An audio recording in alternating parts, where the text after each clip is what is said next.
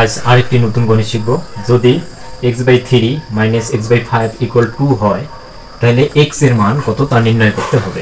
ক নম্বর অপশন 18, খ নম্বর অপশন 17, গ নম্বর 15, ঘ নম্বর 21। তাহলে আমরা এবার গণিতটা সমাধান করব। দেখি কিভাবে করতে পারি। তাহলে দেওয়া আছে যে x/3 - x/5 এর মান দেওয়া আছে 2। যদি এটা দেওয়া থাকে তাহলে আমরা কি করতে পারি যে বা প্রথমে লসাগু করলাম, 3 আর 5 এর লসাগু 15 হয়, 15। তাহলে 3 দিয়ে 15কে আমরা যদি ভাগ করি তাহলে আসে 5। তাহলে 5 এর সঙ্গে x গুণ, তাহলে আসতেছে 5x মাইনাস বসাইলাম 5 দ্বারা আবার যদি 15কে ভাগ করি তাহলে আসে 3 দ্বারা x কে গুণ করলে আসে 3x, অর্থাৎ আমরা লসাগু করে বের করলাম ইকুয়াল এখানে দেওয়া আছে 2।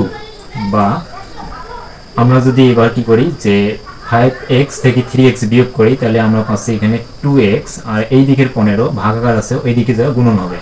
তাহলে গুণ হলে কত আসে যে 15 দুগুণ 30, এখানে আমরা পেলাম 30। বা এখন 2 এর সঙ্গে x এর সঙ্গে 2 গুণ আকারে আছে, তাহলে আমরা শুধু x নিলাম, এই 2 গুণ আকার আছে এই দিকে গিয়ে ভাগ হবে।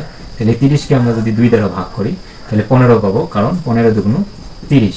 তার মানে আমরা দিতে পারি সুতরাং x = 15 বা 15। তাহলে x এর মান কত পেলাম? 15। 15 কোন অপশনে আছে? গ নম্বর অপশনে। উত্তর গ। আশা করি বুঝতে পেরেছেন।